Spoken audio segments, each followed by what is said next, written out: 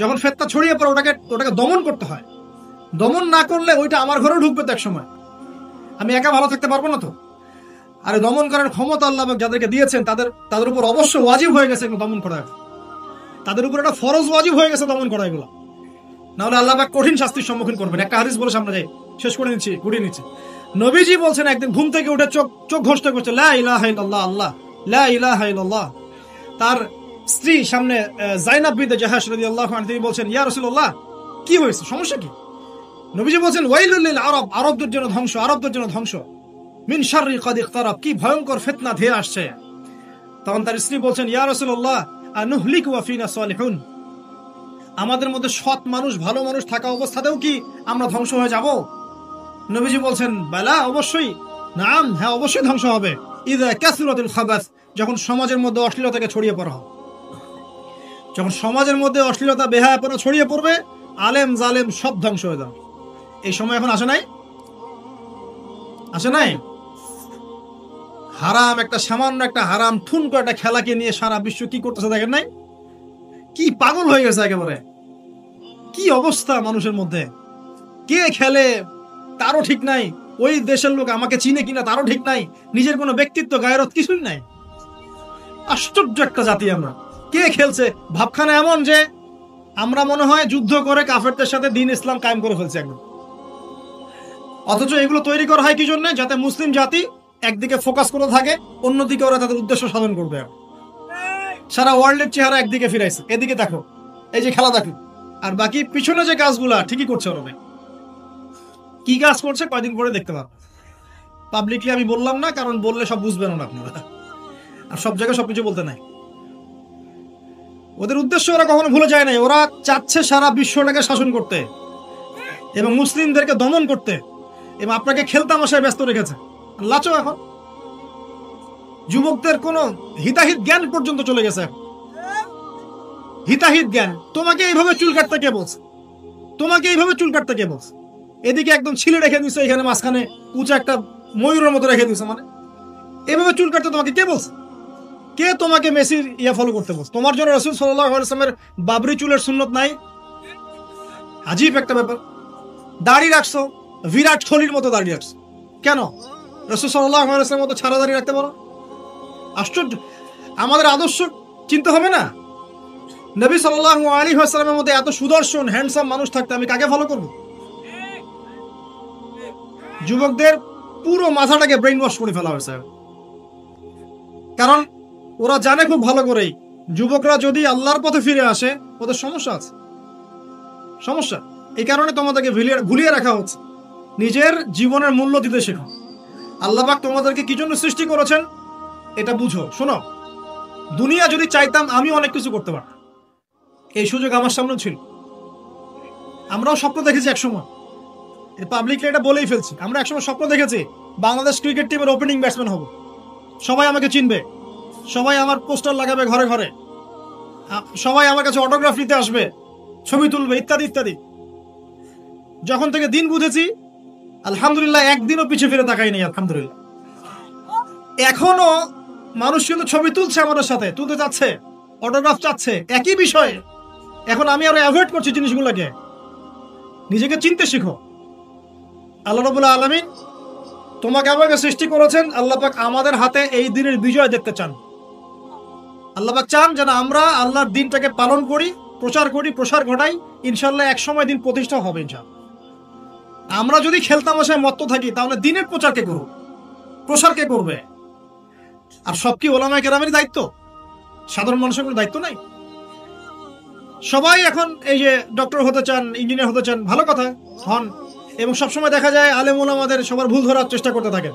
আপনি নিজে আলেম হচ্ছেন না কেন? তাহলে আপনি নিজে আলেম হন না কেন? নিজে একজন মুফতি হচ্ছেন না কেন? নিজে একজন মুহাদ্দিস হচ্ছেন না কেন? এতই যদি ভুল ধরতে পারেন অনলাইনে, আপনি নিজে একজন আলেম হয়ে দেখান না কেন?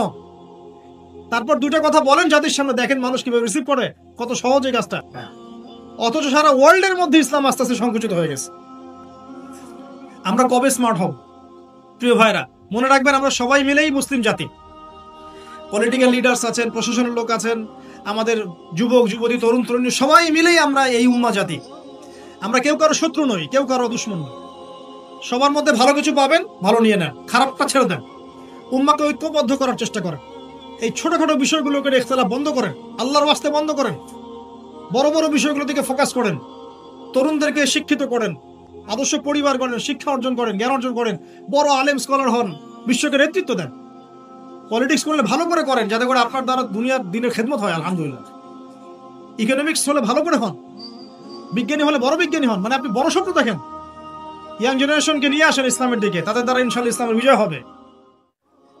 কিয়ামতের মাঠেও যখন প্রত্যেক ব্যক্তি নিজেকে নিয়ে ব্যস্ত থাকবে, ইয়া নাফসি বলতে থাকবে, তখন নবী সাল্লাল্লাহু আলাইহি ওয়াসাল্লাম বলতে থাকবেন, ইয়া উম্মতি, হে আল্লাহ আমার উম্মতকে হেফাজত করো, হে আল্লাহ আমার উম্মতকে হেফাজত। রাসূলুল্লাহ সাল্লাল্লাহু আলাইহি ওয়াসাল্লাম সেই সত্তা যিনি দীর্ঘ 23 বছরে এই উম্মতের স্বার্থে অবর্ণনীয় দুঃখ কষ্ট সহ্য করে দ্বীন ইসলামকে প্রসার করেছেন এবং প্রতিষ্ঠা ঘটিয়ে তারপরে পৃথিবী থেকে বিদায় নিয়েছেন। কিন্তু দুঃখজনক হচ্ছে, তার ইন্তেকালের পর আমরা যারা এখন বেঁচে আছি, আমরা রাসূলুল্লাহ সাল্লাল্লাহু আলাইহি ওয়াসাল্লামের সেই আদর্শ হয়তো পরিপূর্ণরূপে পালন করতে পারছি না। যদি আমরা রাসূলুল্লাহ সাল্লাল্লাহু আলাইহি ওয়াসাল্লামের আদর্শ পরিপূর্ণরূপে পালন করতে পারতাম, তাহলে আমাদের সবার চেহারায় দাড়ি থাকা উচিত ছিল। আর আমি যদি আমার নিজের চেহারায়, নিজের লেবাসে, নিজের পোশাকে, নিজের পরিবারে, নিজের অর্থনীতির মধ্যে, নিজের সমাজে রাসূল সাল্লাল্লাহু আলাইহি ওয়াসাল্লামের আদর্শ প্রতিষ্ঠা করতে ব্যর্থ হই, তাহলে আমার দ্বারা রাসূলুল্লাহ সাল্লাল্লাহু আলাইহি ওয়াসাল্লামের দ্বীন পৃথিবীর বুকে প্রতিষ্ঠা করাটা সম্ভব না। আমার জানা মতে রাসূলুল্লাহ সাল্লাল্লাহু আলাইহি ওয়াসাল্লামের সুন্নত বা আদর্শগুলো পালন করলে মানবতার কোনো ক্ষতি হবে এমন কোনো দলিল আমার জানা নাই। আপনাদের জানা আছে নাই? আপনি যদি দাড়িটা ছেড়ে দেন, আজকে থেকে শেভ করাটা বন্ধ করে দেন, আপনার শুধু পরকালের উপকার হবে এমনটা নয়, আপনার দুনিয়ার উপকার আছে ইনশাআল্লাহ। বসেন। আপনি যদি রাসূলুল্লাহ সাল্লাল্লাহু আলাইহি ওয়াসাল্লামের সুন্নত মোতাবেক তাকওয়া বা আল্লাহ ভীরুতার পোশাক পরিধান করেন, পরকালের উপকারিতা তো আছেই, দুনিয়ারও উপকারিতা আছে ইনশাআল্লাহ। একটু আমরা লক্ষ্য করে দেখি, রাসূলুল্লাহ সাল্লাল্লাহু আলাইহি ওয়াসাল্লাম 24 ঘন্টায় কিভাবে তার দিন এবং রাত কাটাতেন। আর আমরা একটু রিকোয়েস্ট করব যে আশপাশের পরিবেশটা আলোচনার উপযুক্ত রাখবেন। মোবাইল ফোনে এত ব্যস্ত হওয়ার কোনো কারণ নাই এবং এগুলোর মধ্যে কোনো ফায়দাও নাই। হয়তো totally West of time. Already আমার হায়াত থেকে 20 মিনিট সময় আপনি খেয়ে ফেলেছেন অলরেডি। এবং এখানে যারা উপস্থিত আছেন, আজকের মাহফিলে এসেছেন, তাদের হায়াত থেকেও কিছু সময় অলরেডি আমরা খেয়ে ফেলেছি। আর একটা বিষয় কি, সময় নষ্ট করায়, আমার অবজারভেশন আর কি, সময় নষ্ট করায় আমাদের বাঙালি জাতির মতো পটু কোনো জাতি নেই। সময় নষ্ট করাতে আমাদের জাতির মতো পারদর্শী কোনো জাতি পৃথিবীর বুকে আছে বলে আমার জানা। যদি আমরা শুধু একটা দিকে ফোকাস করতে পারতাম, যে সময়ের সঠিক মূল্যায়ন, তাহলে দেখতেন এই জাতি অবশ্যই বিশ্বের বুকে নেতৃত্ব দিত ইনশাআল্লাহ। এখন সেটা পারবে না।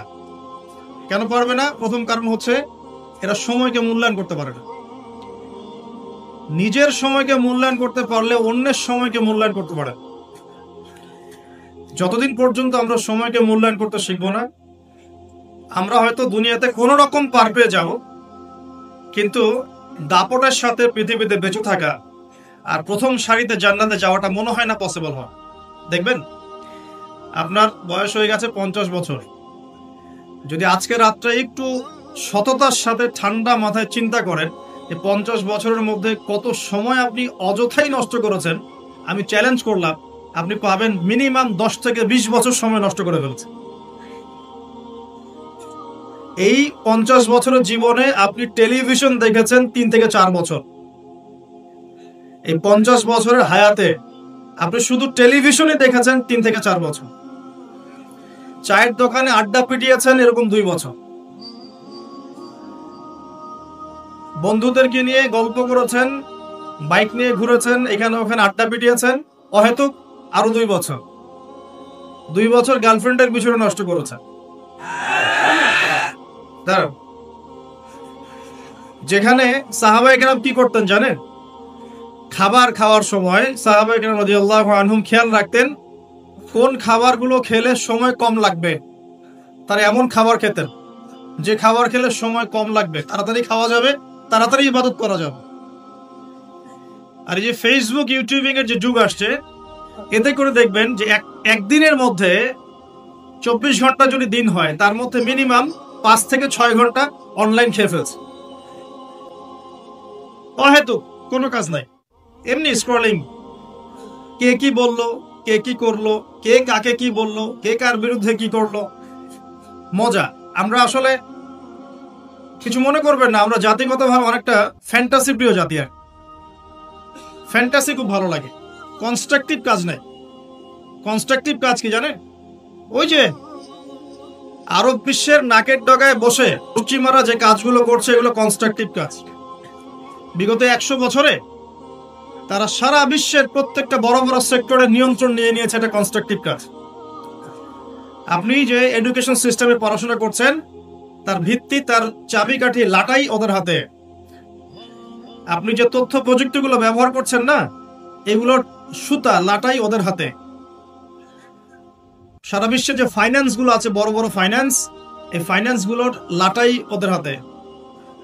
সারা বিশ্বের যে বড় বড় ব্যাংকিং সিস্টেম গুলো দেখেন, আর ব্যাংকিং সিস্টেম গুলোর ভবিষ্যৎ ভালো না, যারা ইকোনমিক্স জানেন তারা বুঝবেন, এদের লাটাই ওদের হাতে। পুরো ওয়ার্ল্ডের জিও পলিটিক্স এর লাটাই ওদের হাতে। এই কাজগুলো ওরা কনস্ট্রাকটিভলি করেছে, সময় নষ্ট করে নাই বিগত 100 বছরে। আপনাকে আমি ইতিহাস পড়তে বারবারই বলি, আরো একবার রিকোয়েস্ট করছি, বেশি না, 1914 সাল থেকে শুরু করে, প্রথম বিশ্বযুদ্ধ থেকে শুরু করে 2022 সাল পর্যন্ত ওয়ার্ল্ডের হিস্ট্রিটা একটু পড়ে দেখবেন, কিভাবে বিশ্ব আজকে এই অবস্থায় এসেছে। দেখবেন আমরা জিতিনি, বরং আমরা হেরে গেছি। আমরা এমন জাতি ছিলাম না। আমরা কেমন জাতি ছিলাম একটু দেখাচ্ছে। মুসলিম জাতির অবস্থা এমন ছিল যে মদিনার খেজুরের যে ছাদ, খেজুর গাছের পাতার তৈরি ছাদ, আর মাটির মসজিদে বসে মদিনা থেকে ওমর রাদিয়াল্লাহু আনহু, আবু বকর সিদ্দিক, উসমান রাদিয়াল্লাহু আনহু, আলী ইবনে আবি তালেব, 4 খলিফা, তাদের কথাই বলছি। ওই খেজুর গাছের মসজিদের মধ্যে বসে তারা অর্ধেক বিশ্ব শাসন করেছে। আমাদের অবস্থা এমন ছিল। আমাদের অবস্থা কেমন ছিল? এমন ছিল। অবস্থা দেখেন, আমাদের পরিবারগুলো এত সুন্দর ছিল যে পুরো পরিবারের মধ্যে তালিম, কোরআন, হাফেজ কোরআন, পরিবারের মধ্যে আলেম, মুফতি, মুহাদ্দিস দিয়ে ভর্তি ছিল। একজন বাদশার কথা আমি পড়েছিলাম হিস্ট্রি পড়তে গিয়ে, এটা অনেক পরের কথা, প্রায় উমাইয়া শাসনের কথা। যখন উমাইয়াদের পতনের সময় চলে আসছে, তারা কর্ডোভায় চলে গেছেন ইসলামিক খেলাফত কায়েম করতে। কর্ডোভা, আন্দালুসিয়া কর্ডোভা, ওটাকে আন্দালুসিয়ার খেলাফত বলে।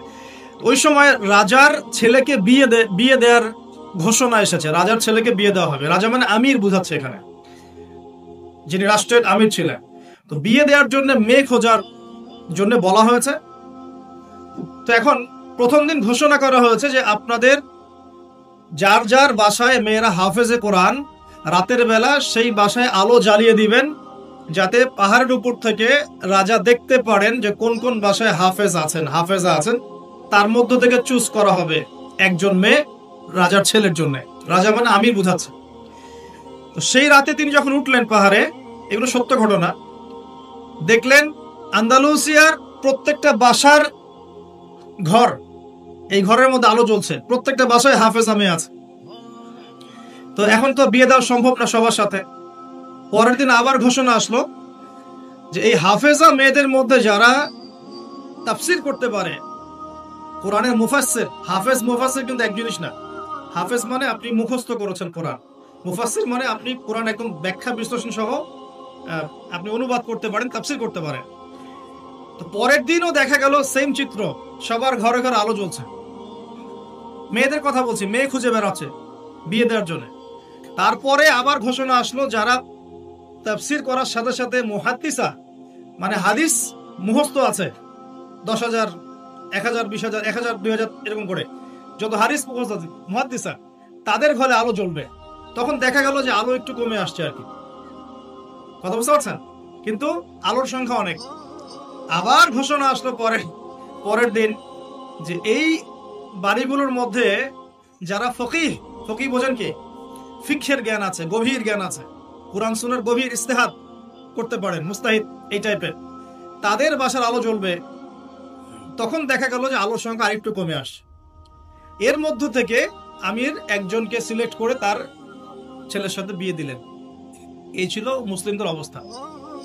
এখন যদি আপনি আজকে, এটা কি কুমিল্লা না নাকি? কুমিল্লা। এই কুমিল্লার তিতাসের কোন একটা উপরের জায়গায় চলে যান, টাওয়ারে যান, গিয়ে বলেন যে আমাদের এই পুরো গ্রামের মধ্যে বা এই জায়গার মধ্যে আমি আমার ছেলের জন্য মেয়ে খুঁজতেছি, যেই মেয়েগুলো হাফেজে কোরআন তাদের বাসায় আলো জ্বালিয়ে দেবে। উপর থেকে দেখেন কতগুলো আলো জ্বলবে, অবশ্যই জ্বলবে, একটাও না এমন না, জ্বলবে। কিন্তু যদি আরো বড় চ্যালেঞ্জ দেন যে হাফেজার সাথে সাথে কারা তাফসির করতে পারে, কারা মুহাদ্দিসা খাস পর্দা মেনে চলে, তাদের বাসায় আলো জ্বালাবে, দেখবেন আলোর সংখ্যা খুব কমে আসবে। এটা বাস্তবতা। দুঃখের সাথে জানাতে হয় আমরা এমন অনেক হাফেজে কোরআনকেও চিনি ব্যক্তিগতভাবে, যারা কোরআন হেফজ করার পরেও অল্প সময়ের মধ্যেই ভুলে গেছে, এবং হাফেজে কোরআন হওয়ার পরেও কোরআনের 10টা-20টা সূরার তাফসীর তারা করতে পারছে না, 10টা-20টা আয়াতের অনুবাদ তারা বলতে পারছে না, এমনও মানুষ কিন্তু আছে। ঠিক আছে? তো আমাদের অবস্থা কিন্তু এমন ছিল না। আমরা এই বিশ্বকে নেতৃত্ব দিয়েছি এক সময়, সুদীর্ঘ প্রায় 1250 বছর। কত বছর? যে জাতি তার শেকড় চিনে না, যে জাতি তার ইতিহাস জানে না, তাদেরকে তো মোটিভেটেড করা খুব সহজ, ডিমোটিভেটেড করা সহজ। আমাদের তরুণ প্রজন্ম এখন ওয়ার্ল্ড কাপের হিস্ট্রি জানে, এই ব্রাজিল আর্জেন্টিনার হিস্ট্রি জানে, মেসি নেইমারের হিস্ট্রি জানে। দাঁড়ান, এগুলোর প্রয়োজন নাই, এর কোনো প্রয়োজন নেই। আমাদের তরুণ প্রজন্ম এদের হিস্ট্রি জানে, নায়ক নায়িকাদের হিস্ট্রি জানে, গায়ক গায়িকার হিস্ট্রি জানে। ওই যে পতিতা, যেটা আধুনিক পতিতা আর কি, যেটা সরাসরি পতিতা ভিত্তিতে জড়িত না থাকলেও মানুষকে উৎসাহিত করে, উদ্বুদ্ধ করে, অশ্লীলতার ফেরিওয়ালা, তাদের হিস্ট্রি জানে। বলিউড হলিউডের হিস্ট্রি জানে। আমাদের তরুণ প্রজন্ম সব জানে এগুলা, cricket, football, everything. Bollywood Hollywood, বিশ্বকাপ আসলে তো কথাই নাই। কিন্তু আমাদের তরুণ প্রজন্ম আমাদের শেকড় জানে না। কয়জন তরুণ জানে যে আমরা এমন একটা জাতি ছিলাম যারা সারা বিশ্বকে নেতৃত্ব দিয়েছি? নেতৃত্ব দেওয়া ডিফারেন্ট জিনিস, মানে সারা বিশ্বের কোনো কিছুই আমাদের পারমিশন ছাড়া হতো না, এমন একটা অবস্থা ছিল। বিশ্বের কোনো জায়গায় কোনো মুসলিমকে আঘাত করবে, অন্যায়ভাবে তাকে মেরে ফেলবে বা টর্চার করবে, এই সাহস কারো ছিল, এমন যুগ ছিল। মুসলিম পুরুষের কথা বাদ দেন, মুসলিম কোনো নারীর দিকে চোখ তুলে তাকাবে বা তার ইজ্জত হরণ করবে এমন ক্ষমতাও কারো ছিল না। এটাকে রূপকথার গল্প মনে হচ্ছে না এখন? বিগত 100 বছরে এই পরিস্থিতি দেখে মনে হচ্ছে এমনও কি সময় ছিল? হ্যাঁ, এমন সময় ছিল, এই তো বেশি দিন আগের কথা নয়। ঘরে ঘরে হাফেজ ছিল, ঘরে ঘরে হাফেজ, ঘরে ঘরে আলেম, ঘরে ঘরে মুফতি মুহাদ্দিস ভর্তি। শুধু তাই নয়, বিজ্ঞানী দিয়ে ভর্তি, ফিলোসফার দার্শনিক দিয়ে ভর্তি, অ্যাস্ট্রোনমিস্ট দিয়ে ভর্তি, জ্যোতির্বিদ্যায় পারদর্শী, বায়োলজিতে পারদর্শী, কেমিস্ট্রিতে পারদর্শী, এরকম ঘরে ঘরে ছিল। বর্তমান বিশ্বের যে শিক্ষা সেক্টরগুলো আছে, প্রত্যেকটা সেক্টরের ভিত্তি মুসলিমরা দিয়ে দিয়েছে বিশ্বকে, জানেন? এই যে অর্থনীতি নিয়ে আমরা এত বাড়াবাড়ি করি না, সবচেয়ে সেরা অর্থনীতি শিখিয়েছেন ইউসুফ আলাইহিস সালাম। কে শিখিয়েছেন? সূরা ইউসুফ পড়ে দেখেন। আমরা সূরা ইউসুফ এর নাম শুনলে মনে করি ইউসুফ মানে ইউসুফ জুলেখা, তাই না? মাথায় চলে আসে ইউসুফ আর জুলেখা। ইউসুফ আলাইহিস সালাম কি ছিলেন? খুব সুন্দর দেখতে ছিলেন, এতটুকু জানি আমরা। কিন্তু ইউসুফ আলাইহিস সালামের বাহ্যিক সৌন্দর্যের চাইতে তার চরিত্রের সৌন্দর্য আর অনেক বেশি ছিল। তাকে রাজার স্ত্রী অফার করছে ভালোবাসার, প্রেম বিনিময়ের, দরজা লাগিয়ে দিচ্ছে, আর তিনি বলছেন মাআযাল্লাহ, আমি আল্লাহকে ভয় করি। তার চরিত্র সৌন্দর্য দেখেন। খালি আমরা রূপের সৌন্দর্যের কথা বলি, তাই না? ইউসুফ আলাইহিস সালাম যখন কারাগারে, কেন কারাগারে পাঠিয়েছে? বিনা অপরাধে। আর বিনা অপরাধেও মানুষ কারাগারে যায়। কারাগারে যারা যায় তারা সবাই যে অপরাধী এমনটা নয়। বিনা অপরাধেও মানুষ কারাগারে যায়। দাঁড়ান, ইউসুফ আলাইহিস সালাম কেন গেলেন? তাকে অপবাদ দেয়া হয়েছে, জেনার অপবাদ। নাউজুবিল্লাহ। একদিন দুই দিন না, 7 দিন 10 দিন না, 12টা বছর তিনি কারাগারে। কত বছর? 12 বছর। ওই 12 বছরের মধ্যে তিনি একটা ঘটনা ঘটেছে, 2 জন কয়েদি এসেছে। কয়জন? নতুন কয়েদি। একজন বলছে যে আমি স্বপ্ন দেখলাম যে আমার মাথার মধ্যে রুটি রাখা হয়েছে, রুটি, এই রুটি এসে পাখি খেয়ে নিচ্ছে। আরেকজন স্বপ্ন দেখলো যে সে রাজাকে শরাব পান করাচ্ছে। ইউসুফ, তোমাকে সত্যবাদী মনে হয়, আমাদেরকে স্বপ্নের ব্যাখ্যা জানিয়ে দাও। এই 2 জন ব্যক্তি কিন্তু মুসলিম নন, মনে রাখবেন। এই 2 জন ব্যক্তি কি? অমুসলিম, কিন্তু মুসলিম নন। দেখেন, অমুসলিম ব্যক্তির স্বপ্ন সত্য হতে পারে। দলিল, অমুসলিম ব্যক্তির স্বপ্ন কি হতে পারে? সত্য হতে পারে। ইউসুফ আলাইহিস সালাম ব্যাখ্যা করে দিলেন যে শরাব পান করাচ্ছে সে অচিরেই ছাড়া পেয়ে যাবে এবং সে রাজাকে শরাব পান করাবে, রাজার ঘনিষ্ঠ হয়ে যাবে। আর যার মাথা থেকে রুটি খেয়ে নেওয়া হচ্ছে তাকে শুলদণ্ড দেওয়া হবে, তার মগজ খেয়ে ফেলবে পাখি। তাই হলো। আর ইউসুফ আলাইহিস সালাম এই ব্যক্তিকে বলে দিলেন যার ব্যাপারে তার ধারণা হলো যে এই ব্যক্তি নাজাত পাবে। ইউসুফ আলাইহিস সালাম এই কথা বললেন এবং যার ব্যাপারে তার ধারণা হলো যে এই ব্যক্তিকে ছাড়া পাবে সেই ব্যক্তি, তাকে বললেন তুমি যখন রাজার কাছে যাবে তখন আমার কথা স্মরণ করো, যে আমি তোমাকে এই কথাটা বলেছিলাম, রাজার সামনে স্মরণ করো। তো ইউসুফ আলাইহিস সালাম এখানে বন্দী, তারা ছাড়া পেয়ে গেলেন। এবার যখন এই ব্যক্তি রাজার কাছে গেলেন, রাজা আবার একটা স্বপ্ন দেখলো। এই স্বপ্ন দেখলো সূরা ইউসুফের মধ্যে বলা আছে, পড়ে দেখবেন। রাজা স্বপ্ন দেখছে যে 7টা চিকন গাভী 7টা মোটা তাজা গাভীকে খেয়ে ফেলছে। ঠিক আছে? আর উনি শীষ স্বপ্ন দেখলেন, শীষ, ধানের শীষ, এই টাইপের কিছু। এই স্বপ্নটা তার কাছে অদ্ভুত মনে হলো। 7টা জীর্ণ শীর্ণ গাভী 7টা মোটা তাজা গাভীকে কেমন করে খেয়ে ফেলতে পারে? তিনি খুব টেনশনে পড়ে গেলেন। রাজ্যের সব জ্ঞানী গুণী লোকদেরকে ডাকলেন, এর ব্যাখ্যা কি হবে, ব্যাখ্যা কি হবে, কেউ বলতে পারছে না। তখন এই ব্যক্তি যে ছাড়া পেয়ে এসেছে তার মনে হলো যে হ্যাঁ, ইউসুফ নামে একজন ব্যক্তি আছে, সে আমাকে স্বপ্নের ব্যাখ্যা বলেছিল, হয়তোবা সেই স্বপ্নের ব্যাখ্যাটা বলতে পারবে। সে চলে গেল জেলখানায়।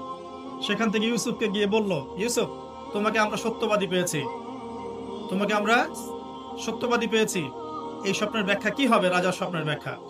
ইউসুফ আলাইহিস সালাম বললেন যে এর অর্থ হচ্ছে যে অতি শীঘ্রই এই মিশরের মধ্যে দুর্ভিক্ষ আসবে। কি আসবে? কি আসবে?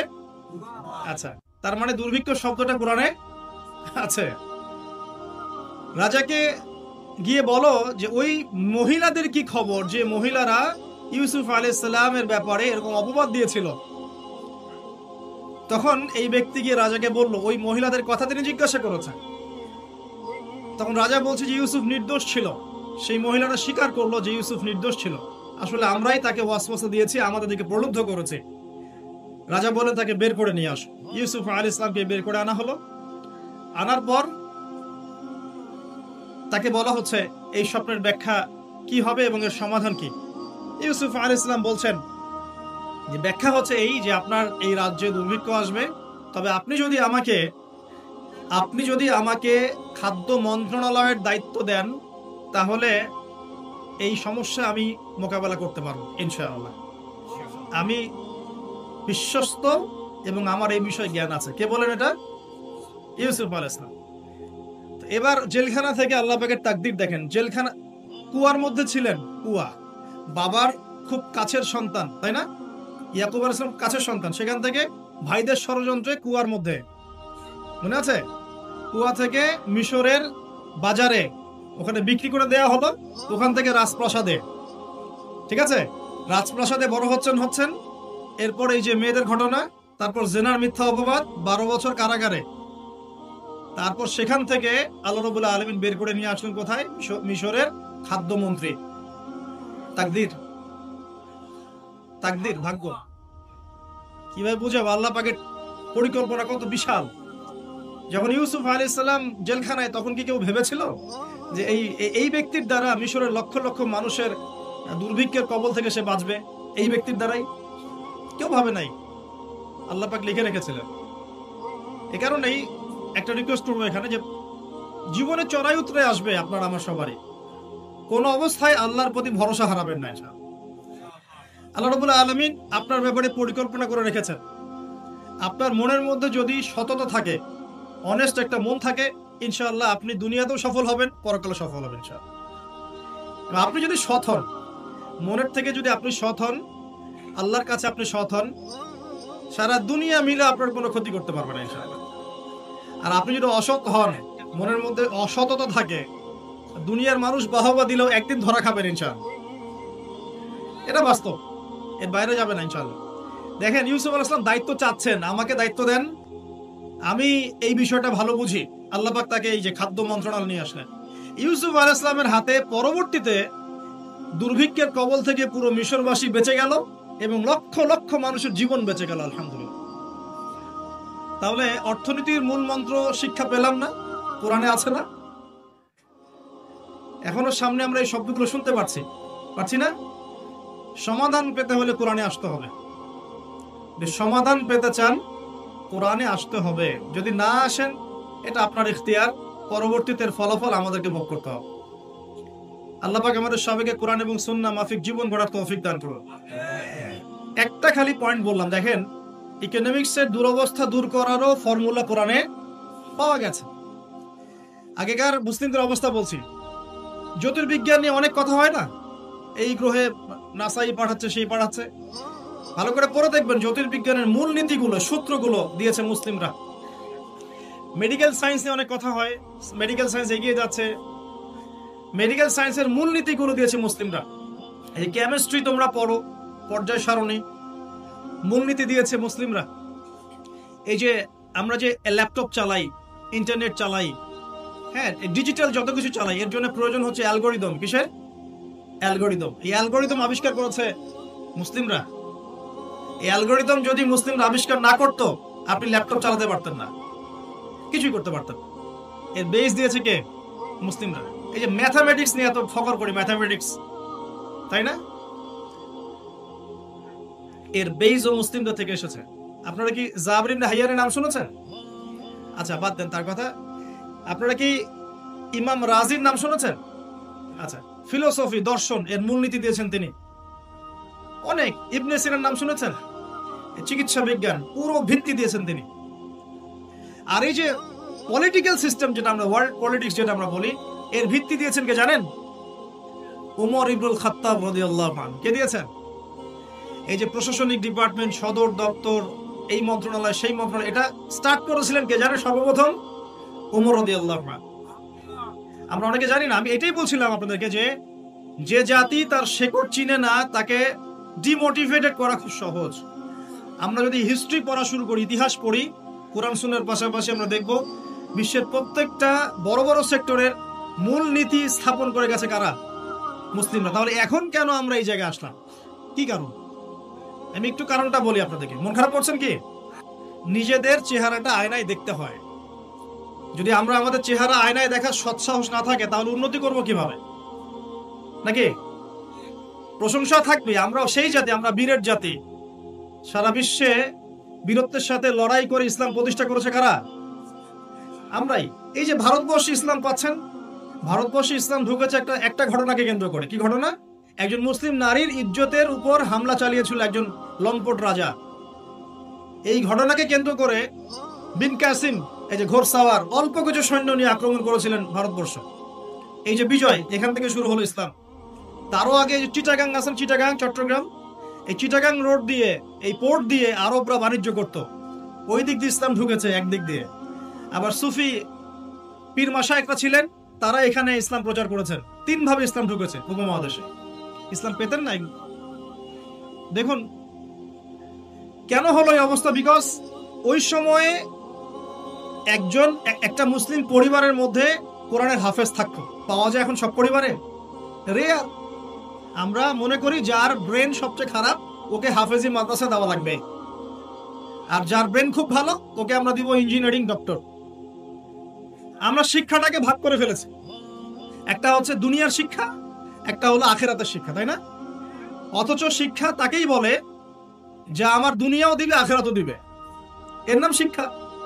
আর এই শিক্ষা কোথায় আছে? কোরআন সুন্নায় নাই। কোরআন সুন্নাহ শেখার পরে যদি আমি ডক্টর হই, ইঞ্জিনিয়ার হই, কোনো সমস্যা আছে? কোনো সমস্যা নাই। আমরা এটাকে ভাগ করে ফেলেছি। আমরা অর্থনীতিও ভাগ করে ফেলেছি। মসজিদে আমি পাক্কা মুসল্লি, দেখবেন মসজিদে মাশাআল্লাহ পাক্কা মুসল্লি, নামাজে পড়তে পড়তে একদম সেজদার দাগ পড়ে গেছে। যেই ব্যবসা করতে গেল মাপে কম, যেই ব্যবসা করতে গেল দেখবেন যে মজুদদারি, যেই ব্যবসা করতে গেল ওই যে স্টক করতেছে অন্যায়ভাবে, কৃত্রিম সংকট তৈরি করতেছে, যেই চাকরি করতে গেল ঘুষ, যেই আপনার ডিল করতে যাচ্ছে ইকোনমিক সেক্টরে সুদ। তো অর্থনৈতিক জীবনটাকে আলাদা করে ফেললাম, ওইটা দুনিয়ার জীবন, এটা হচ্ছে আমার পরকালের জীবন। ভাবখানে এমন হয়। আমাদের আকীদা চেঞ্জ করতে হবে। অর্থনৈতিক জীবন কি ইসলাম থেকে আলাদা নাকি? আপনি 5 ওয়াক্ত নামাজ পড়ছেন আলহামদুলিল্লাহ, এখন যদি সুদ খান তাহলে কি পার পাবেন? তাহলে অর্থনীতি ইসলামের সাথে সম্পৃক্ত না। সহজ কথাটা বোঝাতে পারি না। ইভেন আমরা যদি অন্যদের সাথে ডিল করতে চাই বিশ্বে, তখনও ইসলাম ফলো করতে হবে, আদারওয়াইজ সমস্যা আছে। এমন তন্ত্র মন্ত্র মতবাদের চর্চাও করা যাবে না যে মতবাদগুলো কোরআন সুন্নাহ সরাসরি বিরোধী। করা যাবে? করা যাবে না। তো আমাদের জীবনটা পরিপূর্ণটাই ইসলাম, পূর্ণাঙ্গটাই ইসলাম, এখানে আংশিকতা সুযোগ নাই। আল্লাহ এই কথাটা বোঝার তৌফিক দান করুন। আজকের মাহফিলে একটা কথাও যদি নিয়ে যেতে পারেন, ইসলাম হচ্ছে একটা পরিপূর্ণ জীবন ব্যবস্থার নাম। এখানে আপনি সব পাবেন এবং সব পালন করতে আপনাকে বলাও হয়েছে। আল্লাহ পাক কোথায় বলেছেন? আমি দলিল দিচ্ছি। 1 নম্বর দলিল দিচ্ছি যে ইসলাম পরিপূর্ণ জীবন ব্যবস্থা। কোথায় আছে? সূরা মাইদা 3 নম্বর আয়াত। কত নম্বর? সূরা মাইদা 3 নম্বর। আল্লাহ পাক বলছেন, বিসমিল্লাহির রহমানির রহিম, আল্লাহ বলছেন, আল ইয়াউমা আকমালতু লাকুম দীনাকুম ওয়া আতমামতু আলাইকুম নি'মাতি ওয়া রাদিতু লাকুমুল ইসলাম দীনা। আল্লাহ বলছেন, কে বলছেন? আল্লাহ পাক বলছেন, আমি তোমাদের জন্য দ্বীন ইসলামকে পরিপূর্ণ করে দিলাম। কি করে দিলাম? পরিপূর্ণ মানে কি? যেখানে সবকিছু নাই, তাই না? পরিপূর্ণ মানে কি? যেখানে সবকিছু আছে। তার মানে জীবনের প্রতিটা বিষয়ের হেদায়েত কোথায় আছে? ইসলামে আছে। ওয়া আতমামতু আলাইকুম নি'মাতি, তোমাদের উপর আমার নিয়ামতকে পূর্ণতা দিলাম। ওয়া রাদিতু লাকুমুল ইসলাম দীনান, তোমাদের উপর দ্বীন ইসলামকে মনোনীত করে আমি আল্লাহ সন্তুষ্ট হয়ে গেলাম। সুবহানাল্লাহ। তো দ্বীন পরিপূর্ণ না?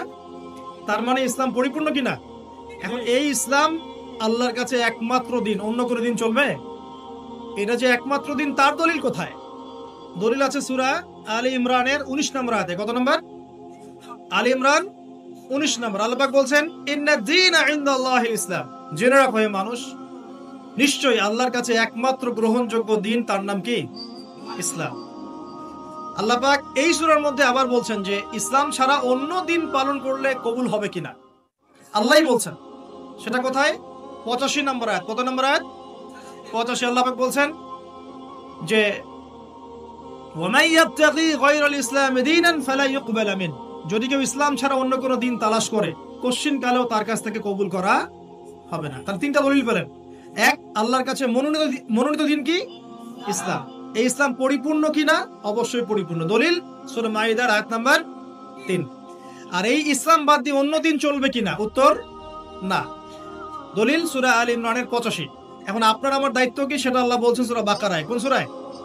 সূরা বাকারায়। কোরআনের একটা আয়াত কিন্তু আরেকটা আয়াতের সাথে লিংক আপ হবে। এই মিলানোর যোগ্যতা আপনাকে তৈরি করতে হবে। মানে আমি বুঝাই একভাবে, এই যে আকাশের তারাগুলো দেখেন, আমরা সাধারণ চোখে যেটা দেখি সেটা হলো এটা তারাই, জাস্ট তারা, সুন্দর লাগে, তাই না? আসলে ব্যাপারটা এমন না। আসলে ব্যাপারটা হচ্ছে এই প্রত্যেকটা তারার সাথে অন্য তারার একটা জটিল এবং সূক্ষ্ম গাণিতিক একটা মিল আছে। যদি আপনি আমার সাথে কখনো তারা দেখতে আসতে পারেন, আমি দেখাবো ইনশাআল্লাহ। আকাশের তারা দেখা শিখতে হবে। দেখে মনে হয় যে খুব সুন্দর। আল্লাহ পাক সূরা মুলকের মধ্যে বলছেন, সূরা মুলক রাত্রেবেলা তেলাওয়াত করতে হয়। রাতে তারা ওঠে না, ওই রাতেই আল্লাহ বলছেন সূরা মুলক তেলাওয়াত করতে। কি মিল আছে দেখছেন? রাতে আকাশে তারা উঠে, আর আল্লাহ পাক রাতের বেলায় সূরা মুলক তেলাওয়াত করতে বলছেন। আর সূরা মুলকের মধ্যে আল্লাহ বলছেন যে আকাশের দিকে তাকাও, তাকিয়ে দেখো আল্লাহর সৃষ্টির মধ্যে কোনো খুঁত পাও কিনা। তোমার দৃষ্টি বারবার ব্যর্থ হয়ে ফিরে আসবে, কোনো ত্রুটি পাবে না। সুবহানাল্লাহ। এই তারাগুলোর মধ্যে জটিল একটা সূক্ষ্ম গাণিতিক মিল আছে। 1, এক মিলিমিটার বা 1 সেন্টিমিটার মিলিমিটার যদি একটা থেকে দূরে সরে যায় বা কাছে চলে আসে, মহাবিশ্ব ধ্বংস হয়ে যাবে। জানেন, বুঝাচ্ছি, এই যে পৃথিবী আর চাঁদের একটা দূরত্ব আছে না, এই দূরত্ব যদি একটু এগিয়ে আসে, চাঁদ যদি একটু কাছাকাছি চলে আসে বা পৃথিবী একটু কাছে চলে আসে, তাহলে এই পৃথিবীর বেশিরভাগ জায়গা সমুদ্রের পানি দিয়ে ডুবে যাবে। বুঝলেন না মনে হয়? আচ্ছা, বোঝার দরকার নাই, পরে বুঝেন, শুনে রাখেন। আজ আবার যদি চাঁদ একটু দূরে চলে যায়, তাহলে সমুদ্রের পানি অনেক শুকিয়ে যাবে, থাকবে না পানি। সূর্য যদি একটু কাছে চলে আসে, এক হাত যদি কাছে চলে আসে খালি, তাহলে পৃথিবীর অনেক বড় একটা অংশ মরুভূমি হয়ে যাবে। আর যদি সূর্য 1 হাত দূরে চলে যায়, তাহলে পৃথিবীর অনেক বড় একটা অংশ বরফে ঢেকে যাবে। একদম সূক্ষ্ম মিল আছে, সূক্ষ্ম গাণিতিক তত্ত্ব আছে। এমনি এমনি এটা আল্লাহ পাক সৃষ্টি করেন নাই তো। তারার কথা বলছিলাম কেন? তারাগুলো একটা একটার সাথে মিলালে আপনি পথ খুঁজে পাবেন। ঠিক একইভাবে কোরআনের একটা আয়াত অন্য আয়াতের সাথে মিলাতে পারলে আপনি হেদায়েত খুঁজে পাবেন। আপনাকে মিলিয়ে দেখাচ্ছিলাম। আল্লাহ বলছেন সূরা আলে ইমরান 19 নম্বর আয়াত, দিন ইসলাম আল্লাহর কাছে একমাত্র দিন। এই ইসলাম পরিপূর্ণ কিনা? আল্লাহ সূরা মাইদা 3-এ বলছেন হ্যাঁ পরিপূর্ণ। এই ইসলাম ছাড়া অন্য দিন চলবে কিনা? আবার আলে ইমরানের 85-তে গিয়ে বলছেন চলবে না। এই ইসলাম কিনে আমাদের কি করতে হবে? আল্লাহ এটা বলছেন সূরা বাকারায় গিয়ে। কি বলছেন? উদখুলু ফিস সিলমি কাফা, তোমরা পরিপূর্ণরূপে ইসলামে প্রবেশ করো। বুঝতে পারলেন? ইসলাম কেন্দ্রিক আমাদের দায়িত্ব কি? পরিপূর্ণরূপে ইসলামে প্রবেশ করো। এখন ভিত্তি কি? দুইটা। তারাক্কু ফিকুম আমরাইন, দুইটা বস্তু ছেড়ে গেলাম। নবীজি বলছেন লান তাদিল্লু মা তামাসসাকতুম বিহিমা, তোমরা কোনোদিন পথভ্রষ্ট হবে না যতদিন পর্যন্ত দুইটাকে রেখে আঁকড়ে ধরে থাকবে। 1 নাম্বার কিতাব আল্লাহ, আল্লাহর কিতাব কোরআন, 2 নাম্বার সুন্নাতে নবীহি, নবীর সুন্নাহ। কোরআন এবং সুন্নাহকে কেন্দ্র করে ইসলাম, এটাতে পরিপূর্ণরূপে প্রবেশ করতে বলা হচ্ছে।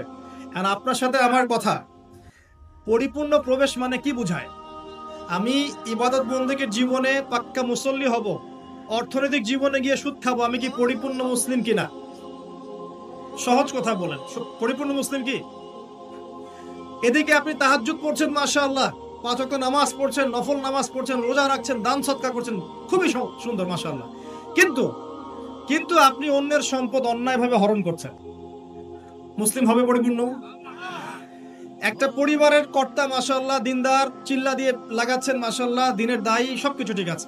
এখন পরিবারের সেই লোকের স্ত্রী পর্দা করে না, ওই লোকের মেয়ে বেপর্দায় ঘোরাফেরা করে, ওই লোকের ছেলে মাদকাসক্ত, এই পরিবারটা কি পরিপূর্ণ ইসলামিক পরিবার কিনা? একইভাবে আমরা যারা টুকটাক জুমার নামাজ পড়তে আসি, হজ করি, উমরা করি, 5 ওয়াক্ত নামাজ ঠিকঠাক মতো পড়ি না, কোরআন তেলাওয়াতের ফিকির নাই, দুনিয়া নিয়ে ব্যস্ত হয়ে আছি, পরকালের চিন্তা কম, তারাও কি পরিপূর্ণ মুসলিম কিনা? তো পরিপূর্ণ মুসলিম বলতে কি বোঝায়, এটার জন্য আপনার কিন্তু পিএইচডি করার দরকার নাই। আপনি বুঝতে পারছেন যে আপনার জীবনের প্রতিটা কাজ কোরআন এবং সুন্নাহ মাফিক হলেই আপনি পরিপূর্ণ মুসলিম, আলহামদুলিল্লাহ। এবং এই কাজটা করার জন্য আপনাকে কিন্তু কেউ বাধাও দিচ্ছে না, আপনি স্বাধীন, চাইলেই আপনি করতে পারেন। কেউ কি বাংলাদেশের প্রেক্ষাপটে কি ইসলাম পালন করতে কাউকে বাধা দেয়া হচ্ছে? নামাজ পড়তে যাবেন না, দাড়ি রাখতে পারবা না, হ্যাঁ, তোমরা টাকলুর উপরে কাপড় তুলতে পারবা না, মেয়ে পর্দা করতে পারবে না। হ্যাঁ, ইনডাইরেক্টলি হয়তো কিছু কিছু মানুষ এরকম করছে হয়তোবা, কিন্তু ওদের সংখ্যা কিন্তু বেশি না, ওদের সংখ্যাও বেশি না, তাদের শক্তিও নাই। এটা জাস্ট একটা মুখের আস্ফালন মাত্র, আর কিচ্ছু না। কিন্তু বাংলার বেশিরভাগ তাওহীদি জনতা কি চায়? ইসলাম চায় না? চায়। তো আপনি যদি প্র্যাকটিস করেন, কেউ কি বাধা দিবে? ওয়াদা করেন আজকে থেকে 5 ওয়াক্ত নামাজ ছাড়বেন না, বেহুদা অহেতুক কোনো ফাহেসা কাজে সময় নষ্ট করবেন না, নিজের গায়ের মধ্যে সুন্নত নিয়ে চলে আসবেন, পারবেন না ইনশাআল্লাহ? দাড়ি ছেড়ে দিবেন ইনশাআল্লাহ, গোফ ছোট করে ফেলবেন, টাকনুর নিচে কাপড় থাকলে উঠিয়ে ফেলবেন, পারবেন না? যদি কোনো হারাম সম্পর্ক থাকে আজকেই তওবা করে ফিরে আসবেন। ফিরে আসার সময় আবার বললেন না যে আজকে শেষ কথা, তোমার সাথে আর কথা হবে না, এই কাজ করতে যায় না, তাহলে এই শেষ কথা আর শেষ হবে না, একদম ডিলেট, সাথে সাথে ডিলেট। যদি সুযোগ থাকে, অর্থনৈতিক সামর্থ্য আছে, পরিবারে গিয়ে বলবেন বা মেয়ের পরিবারে প্রস্তাব পাঠাবেন, যদি বিয়ে করার সুযোগ থাকে বিয়ে করে ফেলবেন। সুযোগ নাই, ডিসকানেক্টেড, কোনো দরকার নাই। এই নেক্সট সুরতে ধোকা খাবেন না, এটা নেক্সট সুরতে ধোকা, এটা নেক্সট সুরতে ধোকা। যখন একটা মানুষ জেনায় লিপ্ত থাকে তখন তার দোয়া আল্লাহ পর্যন্ত পৌঁছায় না তো।